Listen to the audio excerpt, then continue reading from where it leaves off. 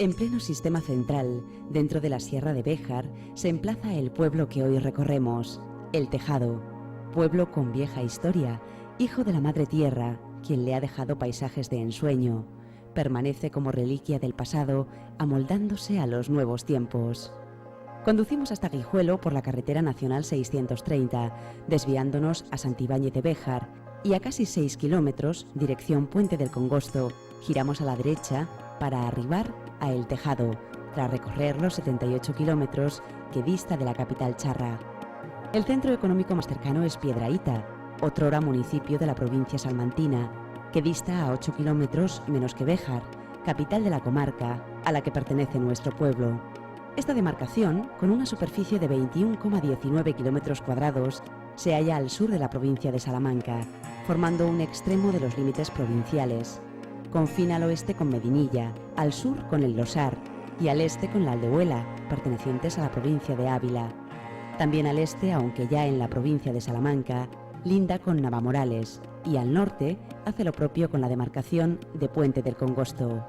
Al pasear por sus campos advertimos la riqueza paisajística de estos terrazgos, cuya mayor altura la encontramos en el monte Isla del Berrueco, que tiene en la Casa del Santo la mayor altura, con 1.335 metros. El relieve es resultado de la orogénesis ercínica durante la era primaria y 2 eras más tarde de los plegamientos alpinos que terminaron de modelar estos pagos montañosos, con una altura media que supera los 950 metros. Los materiales más significativos que observamos en el término son herencia del período paleozoico, un roquedo metamórfico entre los que destacamos pizarras y granitos. Durante este periodo se originó un relieve ondulante, interrumpido por cerros, entre los que sobresale el del Berrueco.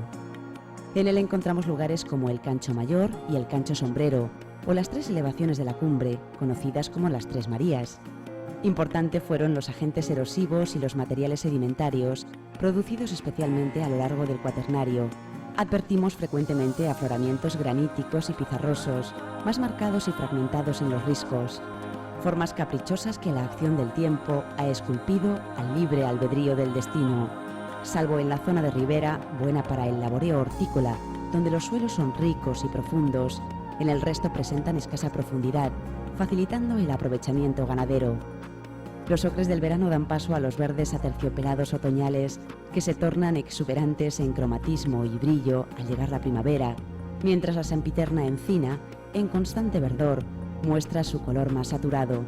Este ciclo se repite año tras año, sin freno ni descanso. El Tejado posee un clima mediterráneo continentalizado con carácter montañoso, donde los inviernos son fríos. Frecuentemente vemos cómo desciende el mercurio hasta los 10 grados bajo cero.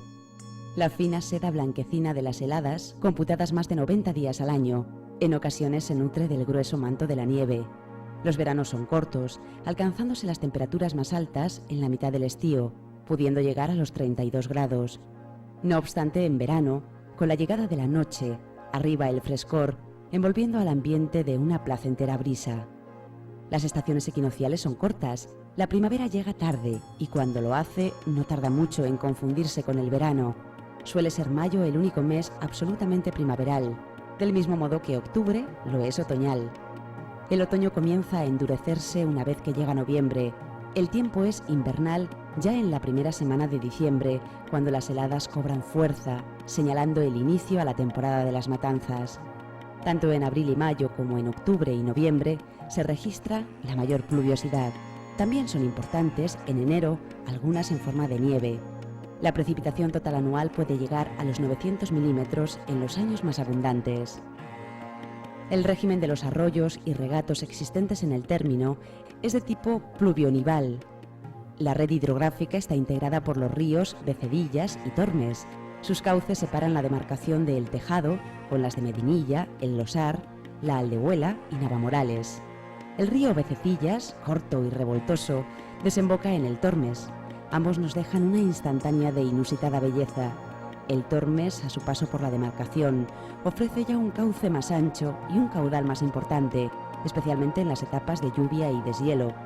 Estas características se observan principalmente en las presas de la Casilla y de la Vaquilla, la primera a 2 kilómetros del barrio del pueblo con mismo nombre y la segunda a 1 kilómetro, escaso río arriba, lugares singulares en los que el viajero encuentra espacios ideales para el reposo y la meditación. El Hoyo, zona del río así denominada por su profundidad, es el rincón escogido por los lugareños para disfrutar del baño durante el verano. Las riberas de sus arroyos fueron frondosas. Muchas han desaparecido en los últimos años, cambiando la fisonomía del Tejado, que ha visto mermar las especies vegetales por motivos de la tala y los fuegos. Todos recuerdan los de agosto del 2001 y 2003. Son múltiples los arroyos y regatos. Destacamos el arroyo Pascual y el de Colmenar. Sus riberas, en otro tiempo, estuvieron plagadas de linares. Hoy solo se conservan en la ribera de Becedillas. En las aguas profundas del charco de las Canchas, la leyenda dice que hace muchos años cayó un carro con vacas del que no se supo nada más. Historias en torno a estos lugares ponen un halo de misterio a nuestro pueblo. Caños, fuentes, pozas, lagunas o charcas completan este elenco acuoso. Destacamos las fuentes de la Paloma, del Catarro, del Nogal y de la Rana, bajo una redondeada piedra, además de la Poza Roja, escondida entre zarzas y hierbajos, así como la laguna de Peñacaballera, irregular, pequeña, pero de grandes recuerdos y utilidad. La personalidad de estos paisajes de ribera se multiplica en el Tejado, siendo comunes los cantos rodados, tal como sucede en la ribera de abajo, más en concreto en el lugar conocido por Los Rollares. La belleza natural de estas latitudes también se observa en la ribera de arriba, donde resaltamos La Losa, peña granítica de inmenso tamaño, un pequeño castillo natural en medio de un mar de paja y cardos. Míticos son los molinos, hoy esqueletos de un ayer que no volverá. Lugares de pintoresca belleza en los que se aúna agua y sabiduría entre los recovecos y angosturas del entorno. Tan solo permanece parte del molino de las Pasaderas, de cuantos hubo en la ribera de Becedillas. Se halla en pésimo estado, únicamente mantiene fragmentos de las paredes perimetrales levantadas en pobre mampuesto de granito. No es el único del término, encontramos otro de similares trazas y mucho mejor conservado a orillas del Tormes. Nos comentan que también generó electricidad para el pueblo. El reino vegetal nos regala especies como nogales, alisos, chopos, fresnos, robles y la perennifolia encina, especie preponderante en la penillanura del Tejado, como queda patente en la Dehesa, al sur del Berrueco, o en la Mata, al norte del mismo. También apreciamos algunos olmos de parco tamaño, rebrotes de los viejos árboles víctimas de la grafiosis. Contemplamos pinos de repoblación y algunos frutales, manzanos y perales. Bellísimas son las imágenes con que disfrutamos en el bosque de ribera, frondoso, salvaje, es el más puro de los conservados en sus lindes. Las maravillas vegetales se completan con matorrales y aromáticas. Miles de colores se conjugan a lo largo de las estaciones del año. Los ocres y los verdes se superponen, se combinan, dejan paso unos a otros. Cuando llega la primavera, una paleta multicolor se abre en las flores, como si de fuegos artificiales se tratara. Amarillos, blancos, rojos, naranjas, violetas, verdes, azules, son los colores de las margaritas, manzanillas, caléndulas, picos de cigüeña, tijeretas, lilas, magarzas, galanitas, campanillas, pucherotes, peonías o matagallinas, amapolas, mimosas y zapatitos del Señor, que en mayo florecen para el deleite de nuestra mirada.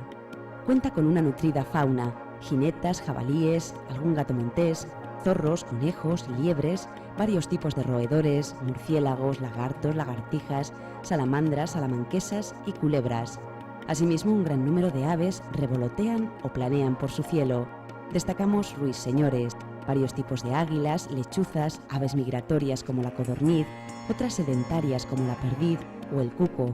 Son importantes las cigüeñas comunes, muchas permanecen ya todo el año.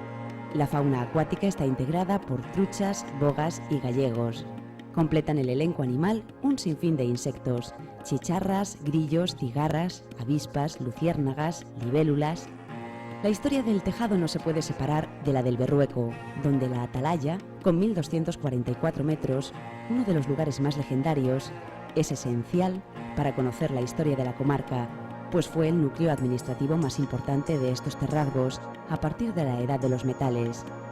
Entre cuevas, canchos de singulares formas e increíbles equilibrios, en medio de arbustos aromáticos, podemos hallar restos de piezas arqueológicas diversas. Abarcan desde la prehistoria hasta el siglo III-IV después de Cristo. Se pueden contabilizar hasta 7 yacimientos, habiéndose contrastado recientemente la existencia de recintos amurallados, cuyos restos arqueológicos están muy devastados. El yacimiento principal, según relata César Morán en su reseña histórico-artística de la provincia de Salamanca, es el del Cerro del Berrueco, el más alto, por tanto con marcado carácter defensivo. Entre los objetos hallados, primero por el padre Morán en la década de los 20, años más tarde en los 50 por Maluquer y más recientemente en los años 80 por Fabián, han sido muy variados. Destacan las fíbulas, datadas algunas ya en la Edad del Bronce. Presentan formas variadas, geométricas y zoomorfas.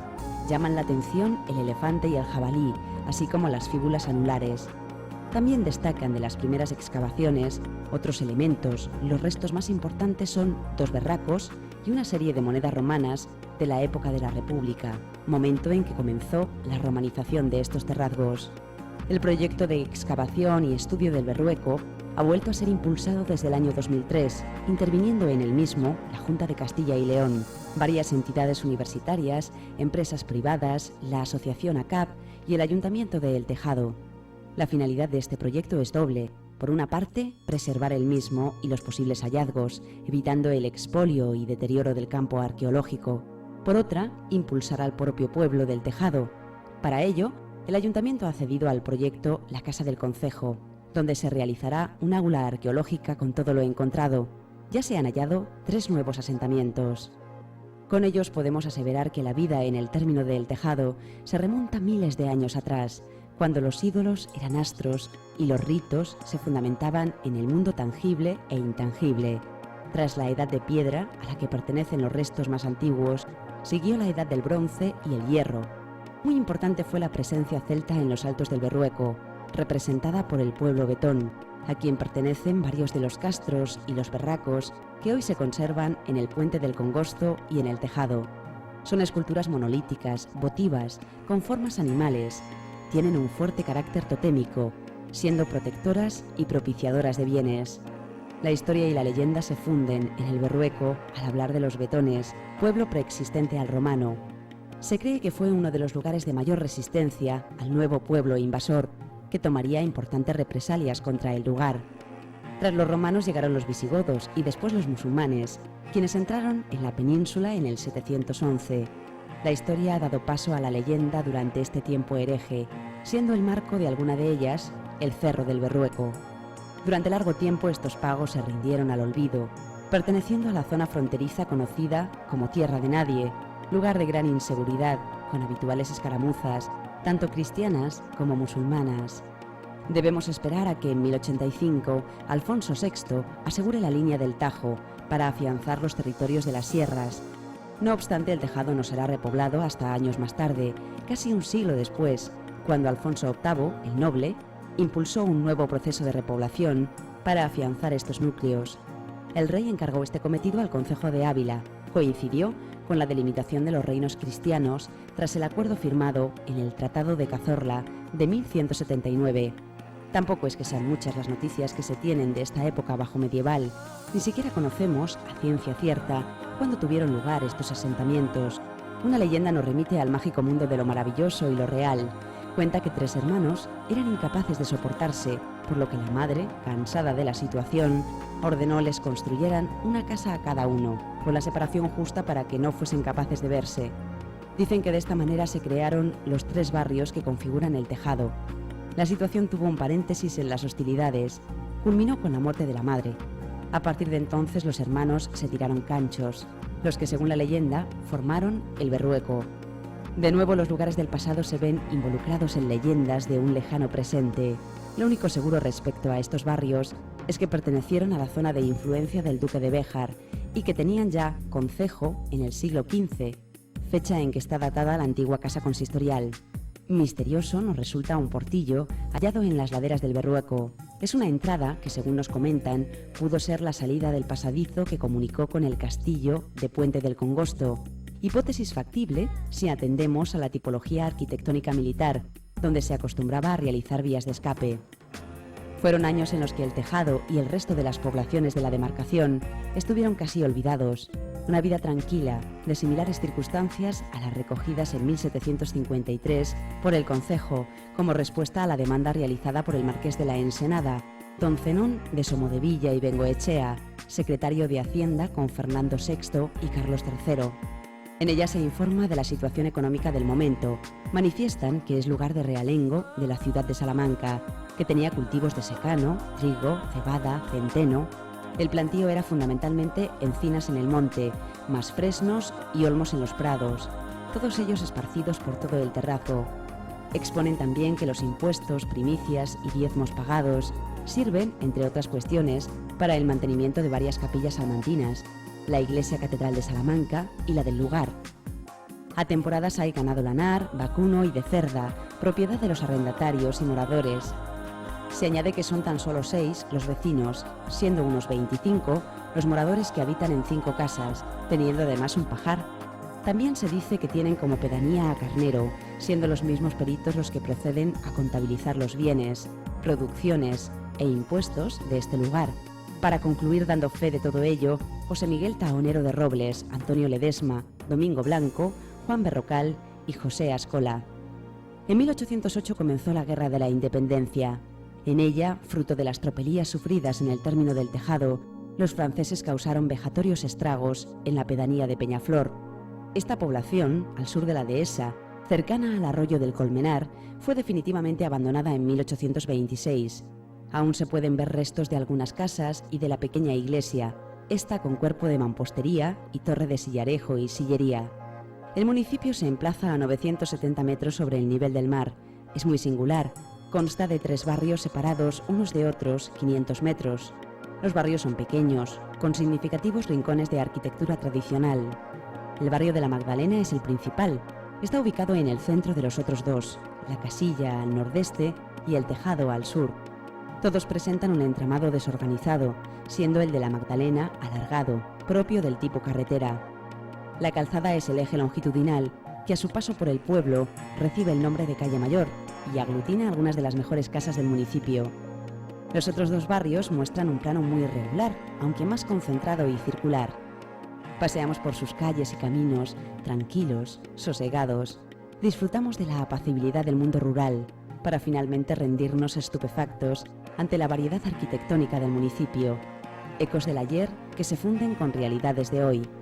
Hallamos varias casas de nueva construcción o recientemente restauradas con muros de mampostería que tienen la estética del pueblo. En los 3 barrios apreciamos también la existencia de viviendas modernas que se acogen a gustos contemporáneos, con comodidades adaptadas a nuestros días. Debido al carácter ganadero y agrícola del pueblo, este tiende a la horizontalidad, apreciable especialmente desde el Alto del Berrueco. Su arquitectura se asemeja a la de la zona de transición. Los materiales principales son especialmente granito y pizarra, y en menor medida la cuarcita. Debemos considerar que la mayor parte del caserío surgió durante el siglo XIX y el primer tercio del XX, tiempos que contó con mayor número de habitantes. De resultas, las casas más comunes son de 2 plantas, con muros de mampuesto y barro que esconden bajo la límpida cal, dejando visibles solamente vanos y aristas, donde muestran sillares bien escuadrados. Las fachadas tienden a seguir un esquema simétrico, más remarcado cuanto más alto era el poder adquisitivo del propietario. Al interior, las habitaciones se dividían mediante paredes de adobe y tapial, barro mezclado con paja y armado mediante cimbras de traviesas. Si la norma general nos remite a casas de 2 pisos, especialmente en las zonas perimetrales, hallamos también viviendas de una sola planta y similares características a las anteriores. Y como no, también poseen los acogedores pollos, imprescindibles en tiempos pretéritos, vigías solitarios y silenciosos durante siglos. Han permanecido como confesores y testigos de quereres, de trabajos al calor de la tarde, de sabias o indiscretas conversaciones en las noches del estío. No nos sorprende, conocedores de sus ocupaciones, ver adosadas las dependencias agropecuarias, cuadras, corrales y almacenes para el menaje, hoy casi en desuso. Para acceder a ellas se abren puertas carreteras de gran anchura y altura, cubiertas por tejaroz a 2 aguas. Igualmente son comunes las paneras, diseminadas por el plano. Fueron levantadas bien en mampuesto, en ocasiones enfoscado, bien en irregulares hiladas de sillares de diversos tamaños. Ecos del ayer, han sido formas constructivas esenciales para la vida de un pasado no tan remoto. Las arquitecturas más antiguas conservan una construcción de hondas costumbres, donde los muros exteriores se arman con grandes bloques monolíticos de formas irregulares, dispuestos a modo de gran puzzle, en vetusto mampuesto. Especialmente significativas son las jambas y dinteles de los vanos, de gran tamaño y fortaleza, así como los sillares de esquina, que nos manifiestan la impresión de lo perpetuo, de lo eterno. El barrio de la Magdalena, núcleo principal de El Tejado, alberga las edificaciones de mayor trascendencia. Nos sorprendió por su singularidad el viejo ayuntamiento. Para algunos es el edificio más antiguo del pueblo. Lo datan en el siglo XV, si bien por sus características creemos sea más propio de la primera mitad del siglo XVII. Se trata de una preciosa construcción simétrica, con 2 ventanas a cada lado de la puerta central, de recias jambas y poderoso dintel, en el que hallamos un blasón flanqueado por 2 paneles. El blasón cobija la imagen de Nuestra Señora del Rosario, pues bajo su advocación se titulaba la cofradía, que originariamente ocupó el solar. Los paneles laterales no corresponden con la época de su construcción, sino son de fechas más cercanas a nosotros, al pasar el edificio a ser propiedad del concejo, como reza la inscripción que cubre a ambos lados, Casa Consistorial del Ayuntamiento. Techada con teja árabe, la cubierta se prolonga sobre el espacio de la puerta, con tejabana apoyada en barrotes de madera, que a su vez reposan en 2 sencillas y pétreas ménsulas. Al recorrer las calles Mayor, de la Iglesia y de la Magdalena, apreciamos las riquezas de su caserío, nutrido de la tradición del lugar. Ligada a las construcciones tradicionales de mediados del 20, encontramos la vieja fábrica de tejido, ubicada en el lugar conocido como La Máquina. Perviven parte de las paredes perimetrales con alguna ventana adintelada. De época similar es el edificio de la panadería, que aún conserva todo su vigor. Al comienzo de la pasada del Matorro, camino que une con el Berroquillo, hallamos el frontón. Cada vez son menos los que aprovechan su vetusto muro. En excelente estado de conservación vemos el potro de Herrar, sus 4 rústicos postes graníticos, unidos por estacas de madera, ven pasar el tiempo, mientras esperan el momento en que les toque postrarse ante el inexorable destino. También útiles fueron los caños o pilares, de los que se conservan 2 en el barrio, uno junto al puente y otro junto a la panadería. Ambos se realizaron a partir de grandes bloques prismáticos de granito con los que crearon el vaso. Así recogía el agua manada por el chorro, mientras los rebaños y vacas se acercaban a saciar su sed. Hoy no se utilizan, forman parte del engranaje defenestrado por la máquina del mundo, mutado en pieza museística al aire libre, otro futuro para nuestros pueblos. Al este de la Magdalena, en los límites del barrio, encontramos el monumento principal de El Tejado, la iglesia parroquial. Los orígenes de su construcción los hallamos en el 1501, año en que se creó la capellanía del pueblo. A los inicios del 16 pertenece la capilla mayor, poligonal. Se accede desde la nave de salón mediante gran arco triunfal de medio punto e imponente luz. Arranca desde esbozados capiteles con líneas geométricas y trazo ligeramente curvo de sección octogonal inconclusa, al estar embutidos en el muro. Sección que tras el collarino del capitel se prolonga por el intrados del arco.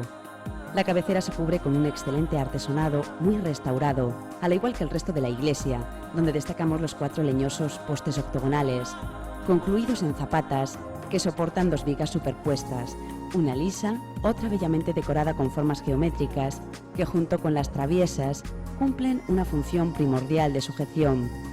Junto al arco triunfal nos sorprende un bello y elegante púlpito granítico sobre columna clásica.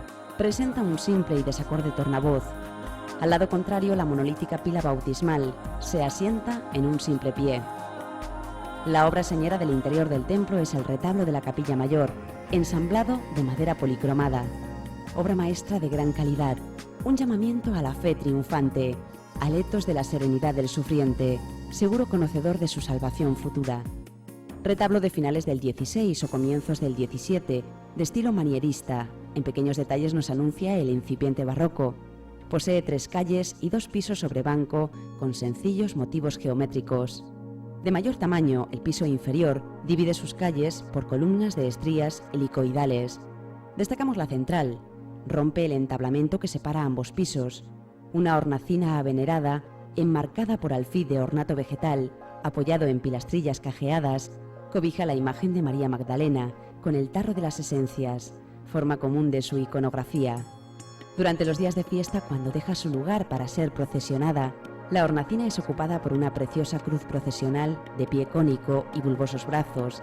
Del entrecruzamiento nacen radiantes en forma de gloria. Del mismo modo que la Magdalena, voluminosa vestimenta, sereno rostro y cuidada composición, formas propias de finales del XVI, es también la imagen de la Inmaculada, con la media luna bajo sus pies, asentada sobre un coro de ángeles. Al lado opuesto hallamos un bello San Cristóbal, de excelente factura, donde la serenidad de la cara y el buen contrapuesto del cuerpo reflejan la tranquilidad del triunfo de la salvación, patente en el rostro del santo, portando al niño Jesús sobre sus hombros. Imagen anterior a las demás, proviene de la desaparecida ermita de San Cristóbal, en lo alto del cerro, donde hoy una cruz de hierro nos recuerda la fe que durante siglos se ha procesado en este lugar, donde la leyenda rememora lejanos tiempos míticos, al decir que un ternero de oro está enterrado en sus cercanías, recuerdos mitológicos del vellocino de oro que cantaron las politeístas religiones grecolatinas. Retomemos nuestro retablo, con imponente entablamento, con decorado friso de filigrana, reminiscencia del primer Renacimiento. El segundo piso posee 3 calles, separadas mediante columnas de fuste estriado con capiteles compuestos. Albergan cuadros muy ennegrecidos. Destacamos el central, que se adapta al semicírculo del arco que lo cobija, sustentado sobre pilastras cajeadas, rompiendo la cornisa del retablo, haciéndola coincidir con el pequeño frontón del ático que representa la luz del mundo, el Todopoderoso.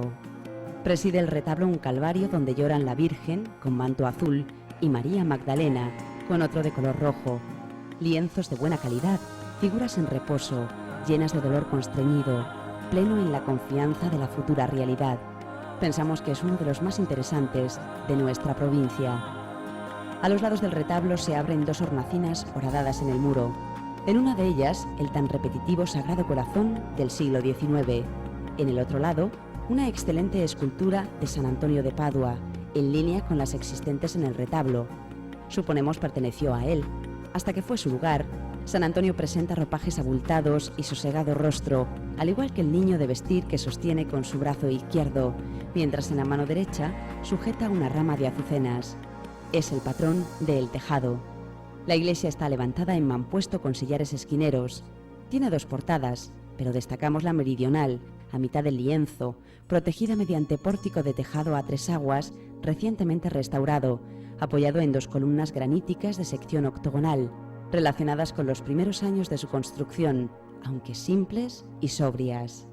La puerta de ingreso tiene arco de medio punto y fina arquivolta en el extradós, sustentada en pequeñas ménsulas, adosadas a los amplios capiteles que, incrustados en el muro, sirven de apoyo al arco. Los capiteles, sobre monolíticas y vetustas jambas, están labrados con fina talla, ya casi perdida. En sendos lados, flanqueando la puerta, 2 poyos de piedra de similares dimensiones. Exenta de planta rectangular, con sillares de irregular tamaño y cierta tosquedad que nos acercan a un estilo rústico, sencillo y de relativa elegancia, encontramos la torre.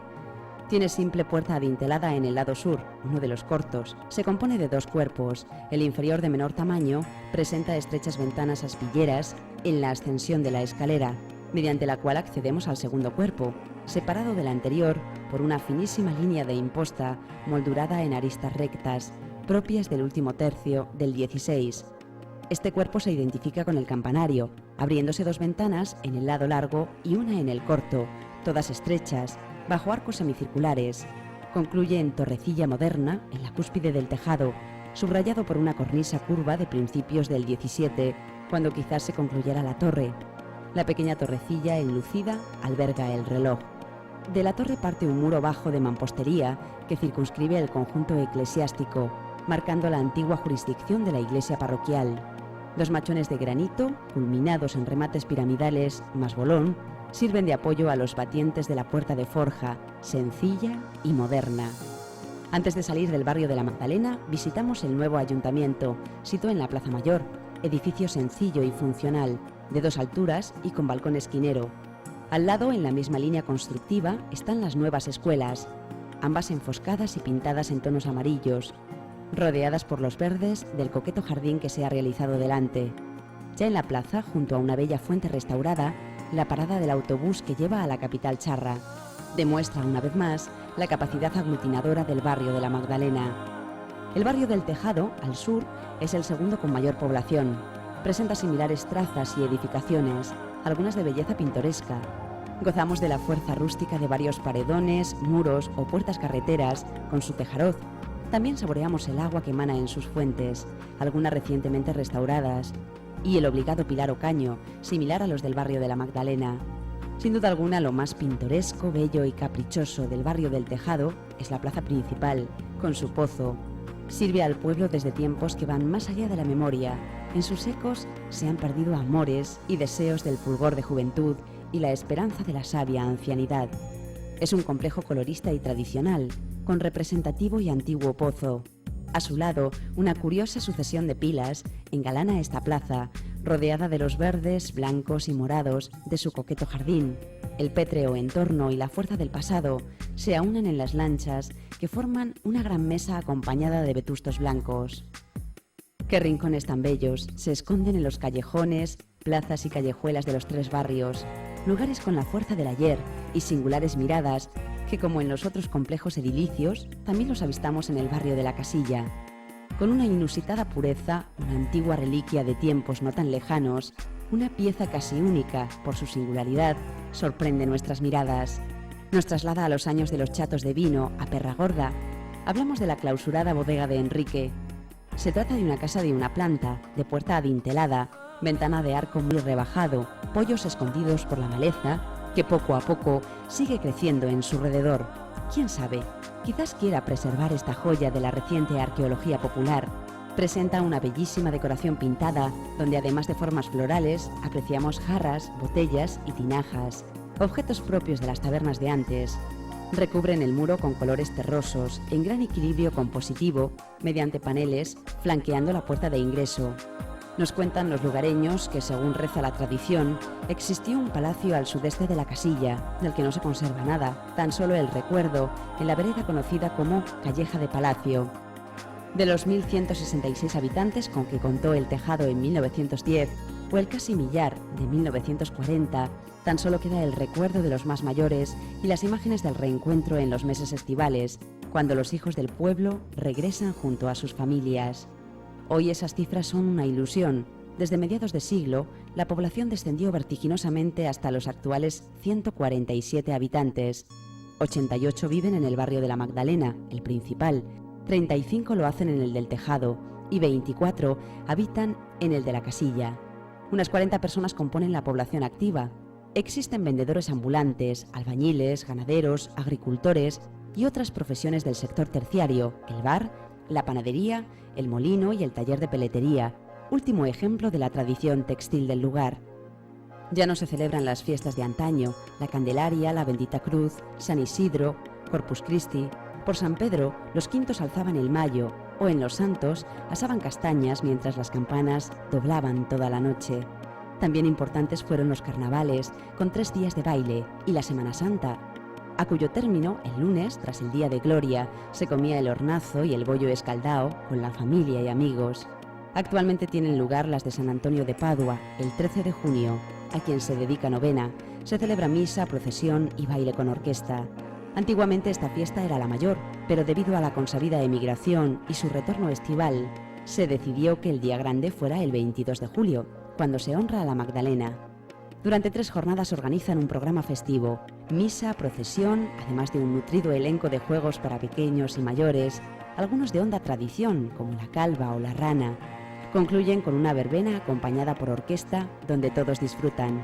Para pasar mejor estos días, con buenas fuerzas, nada como unas sabrosas patatas revolconas con torreznos, judías del lugar, chicharros de la matanza, el indispensable hornazo, un maravilloso conejo estofado o los imprescindibles peces fritos o en escabeche. Para terminar, exquisitos dulces, algunos indispensables en días de fiesta. Nos recomiendan probemos el bollo escaldado, las perronillas, los turrillos del carnaval, las almendras garrapiñadas o el roscón. Poco más podemos decir del Tejado, que debe su nombre a la palabra latina tegulare, que significa techar con tejas. Según Pancracio Celdrán, hace referencia a la existencia de lugares de refugio o cubiertos. Mirando a su alrededor, a las cumbres de estos parajes del sistema central, nos despedimos del Tejado de Béjar. un lugar de insospechadas sorpresas donde eclosionan los recuerdos de un ayer no muy lejano que reverbera en nuestra retina y nuestros corazones, del mismo modo que sus gentes, siempre dispuestas a mantener estas vibraciones mutadas en gozos renovados.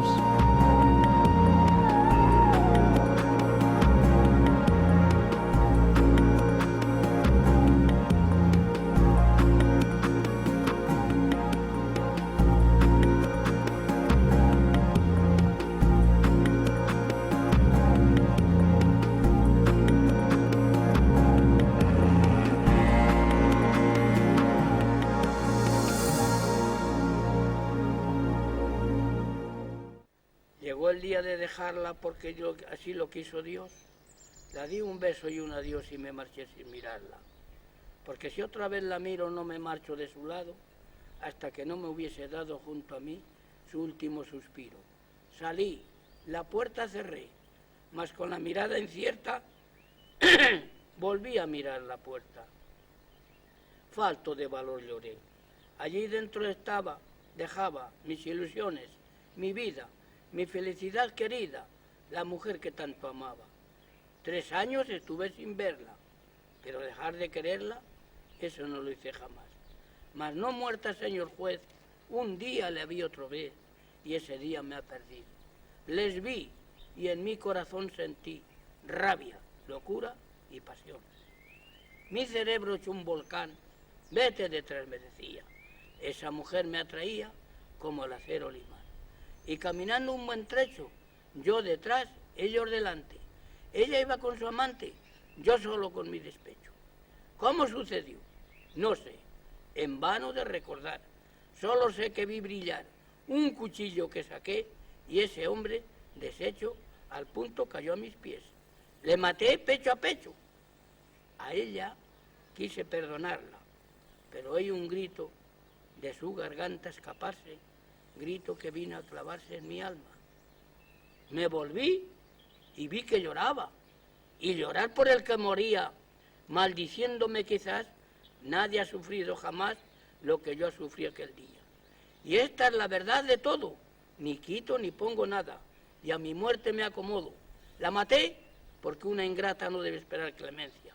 Firmo sí a la sentencia, justo es que muera el que mata. Fin.